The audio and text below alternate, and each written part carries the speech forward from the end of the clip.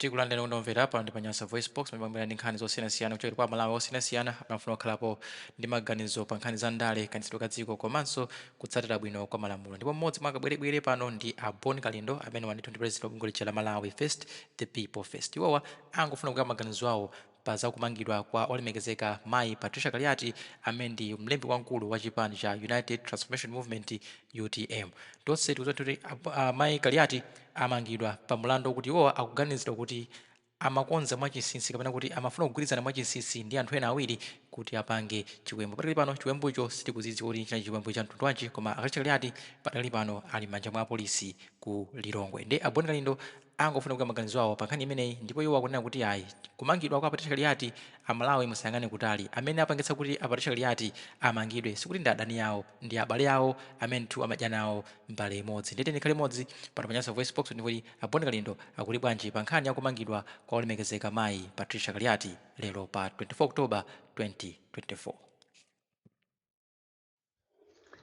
Utenga opita ku chipani cha UTM, mamembala ake onse komanso Amalawi akufuna kwabwino pa nthawi ino pamene boma lachakwera lamumanga Patricia Kaliati. Ndinafuna inu a UTM komanso zipani zonse zosusa ndi inu nonse Amalawi akufuna kwabwino muziwe ichi, kunena kuti si ziwembu zonse zimene zimachitika zimabwera kuchokera ndi adani ako. Pali ziwembu zina zimabwera kuchokera kwa abale ako komanso azinzako amene umadya nawo mbali imodzi. Sizipyera zonse zimene zimakhala pa khungu pako zimene zimapangisidwa ndi adani ako.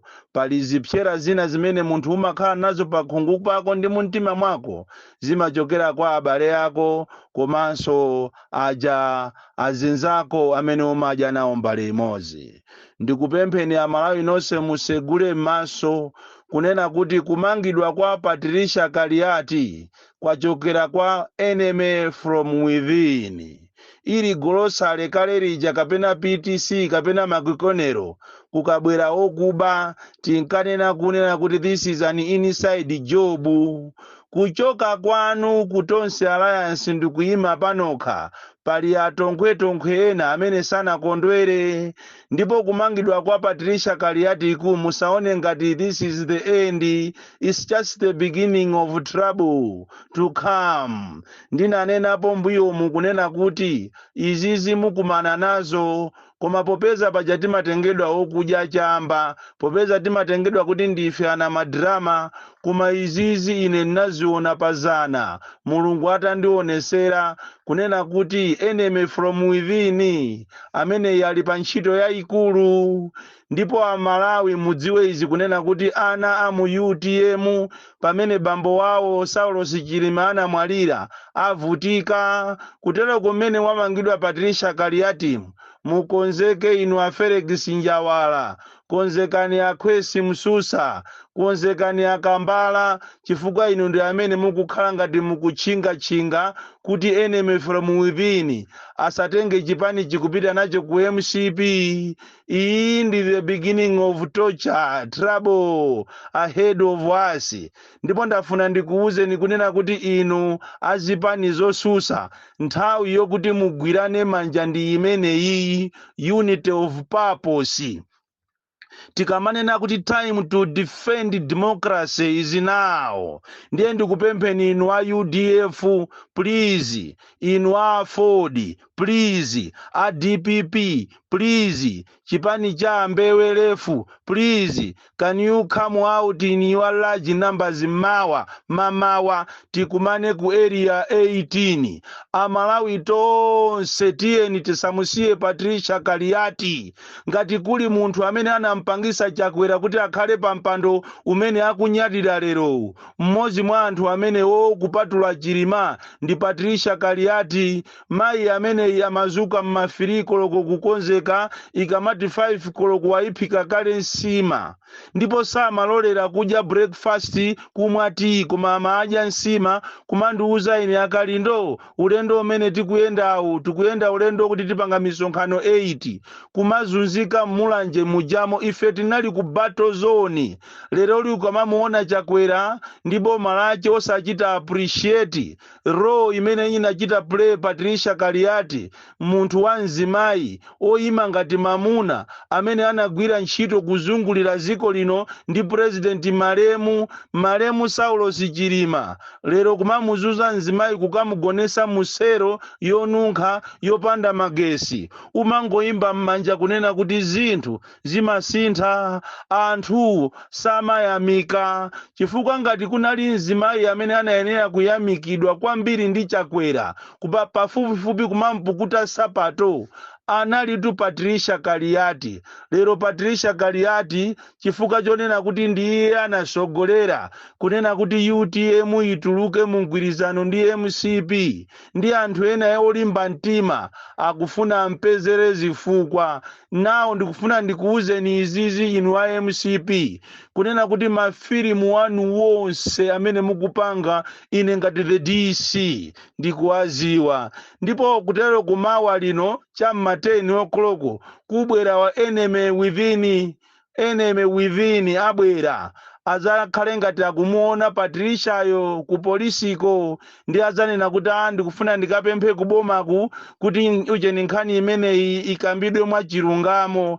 Enemy from within afika mawa ku area 18. Inu a UTM segulani maso anu, muasegule maso wanu, muchite kuwagwira ngati mukugona, muapenye ngule maso muona kuti enemy from within akugwira ntchito yake. This is an inside job to silence someone. Ndipo izizi ni nkhani za ndale kukanganiana maudindo muchipani. Ichizi zikuchitika chifukwa cha kumwalira kwa Saulos akanakhalapo za chifyenthe ngati izizi, za uchisiru ngati izi sizikanachitika. Amene ujayo anali a man and a half, a man of all seasons, amene amati akangokuyang'ana chabe statement imatulukatu. Amene ujayo anali klasi yake. Ndi chifukwa cheti kunena kuti anthu aitola UTM chifukwa ndi amasiye. Ino amayi Chilima tazukani, mukanadziwa zimene zili kunja uko sibwenzi pano mukungokhala anthutu amene akukumenyerani nkhondo leroli. Nkhondo imene ngati simuzuka inuyo ndikukhala nawo amalawi amene akufuna kuti chilungamo chiziwike, muziwe kuti support imene isizabweraso. Kuteroko ngati inuyo amayi simuzuka ndikuyenda ndi chipani cha mamuna wanui, muziwe kuti ana anuwa azunzika kopsa, mamembers a UTM azunzika ndipo sikusanati maka ikangotha convention winayo ndikukalephera, anthu ena waluzaluza ndalama zawo ndikukalephera, muziwe kuti umenewo ndi uyambi kapena chiyambi cha mavuto. Kodi tu nkhani itu imene ndikunena isi kuti ndikungonena tu iya kuteroko uje ni usiku omwewu kunali meeting imene akukambirana kunena kuti pamene tikuthana ndi UTM tiyeniso tilowe mu DPP. Moti tikumene kotu ku DPP ko kuli mavuto amene akubwera. Muziwe kunena kuti ku DPP kuli trouble ikubwera kumene koko akufuna ati athane ndi akuluakulu amene anayambisa chipani chimene chichi, athane nawo nicholinga kuti chipani chi akachichite deregister. Kuteroko kunali meeting imene anthu akumana usiku kunena kuti onse amene anali akuluakulu amene asala mu DPP tiyeni tiagule, tikaagula ndiye kuti atithandiza kuti tikapange deregister chipani chimene chichi cha DPP. Awawa sakufuna za mtendere, akufuna kuti one party state ibwerere. Kuterako zonsezi akupanga zindi filimu, akufuna azimanga anthu, aziopseza anthu ndi cholinga kunena kuti achite divert zimene anthu akuganiza za mafuta. Malo kuti anthu azikambirana za mafuta akufuna azikambirana za kumangidwa kwa wina wake. Malo kuti anthu azikambirana za mavuto amene ali muziko muno ngati nkhani ya za kalembera amene inenso pano data ikusowa mu system. kutero kuti mukuyenera musamale kwambiri. Tikamakuwuzani kuti smartmatic ndi machini woopsa kwambiri, madera ena amene apanga register data ija ikusowa mu system, mukapange kafukufuku wanu akuwuzani anthu kunena kuti zimene akunena na madramayo ndi zenizeni. Choncho inu a UDF tulukani mawa, inu a DPP tulukani mawa, inu a Ford tulusani anthu anu, komanso a Malawi nonse tulukani, chifukwa we are only trying to fight for what is belonging to us, nothing but what is belonging to us.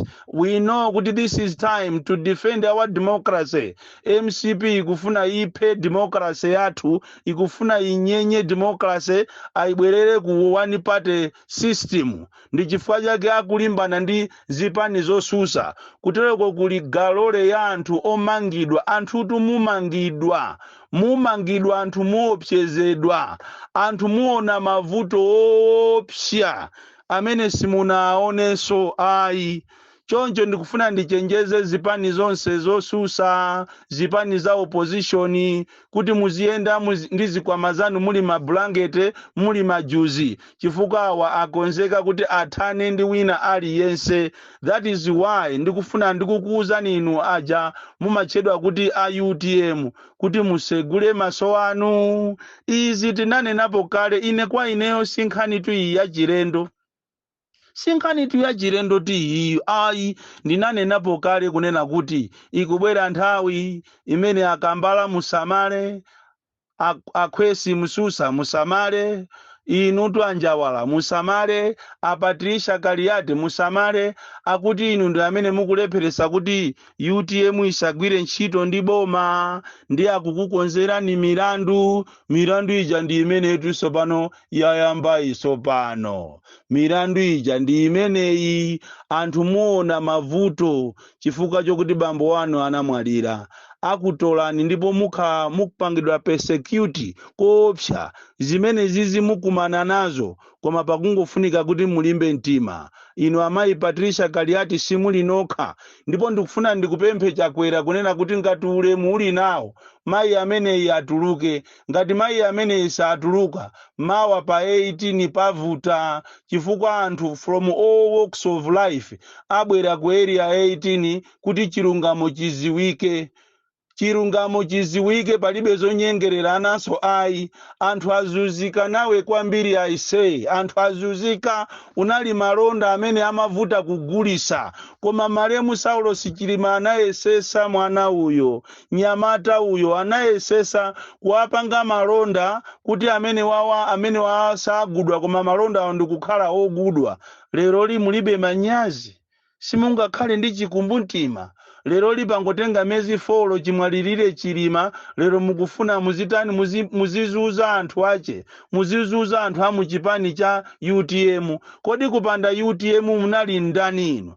Kupanda UTM munali mmavisikosi, kumavala sapato zotuwa, sapato zazitali milomo ngati milamba yosakhwima. Lero mwasukika, lero li mwaonako kunja mmene kumakhalira kunja ku America, kumangopita ngati mukupita kubafa kwanu. Lero mufuna muzizuza anthu a mu UTM. Ndizopangisa manyazi kwambiri, ndizomvesa chisoni kwambiri kuti inuyo lero li a MCP amene munali amphawi, amene munalibe china chilichonse, lero limufuna muzizuza anthu, kuphatikiza zipani zina zonse zosusa mulinazo pa programu yokuti mufuna muamangire anthu awo.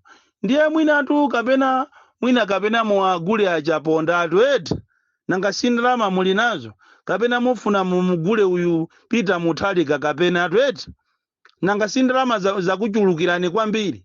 Chifukwa tumene alili mavuto aziko linolo, inali nthawi yokuti muzimangana ndi anzanu. Inali nthawi yokuti muchite solve mavuto amene ali muziko muno, mavuto amene akupangisa kuti mafuta asowe, fetereza asowe. Inu muli ndi fetereza yo mulibepo olo thumbalo limodzi, ndipo mwake monso mukumauza anthu kuti amene azikagula fetereza azijambulidwa. Zimezi zikuchokera kutiko, zikuchokera kuti ziko lino likanakhala kuti maiko ena amagula maiko, ili likanangogulisidwa chifukwa kumene kukupita kuso sikuli bwino, koma dziko la malo likanangogulisidwa at least wina aliyense azikazionera kwawo, likanagulisidwa ndikukhala ndi atsogoleri ena mwina zikanatithandiza, chifukwa uyu ndiye atipwetekatu uyu ndiye panopa kwabadwa ana ena amene ndi olimba mtima. Ndamvanso kuti ati pa fete panopa mukufuna mulese mademo amene akuchitika m'Malawi muno okhuzana ndi kafukufuku wa ndege. Mufuna mulese mademo akuntchewu akulilongwe by using army, kuti mufuna muatuluse army. Dziko lino ndi la democracy achimwene, situopa wina aliyense, ndipo sitikunyumwa, tipita pansewu mochuluka. Ndipo kuti muziwe kuti dziko linolo anthu ndi okwiya, tabwerani mutumizane ama CID ndi makamera anu mawa pa 18 muone mene ati anthu atulukire, anthu atuluka koopsa kupereka sapoti kwa mayi Patricia Kaliati. Born Kalindo, the DC, mwana woopsa kwambiri, the most deadly and dangerous child from Nyasa village, tiye Mabuka, box 76, Mulanje, Malawi, Southern Africa.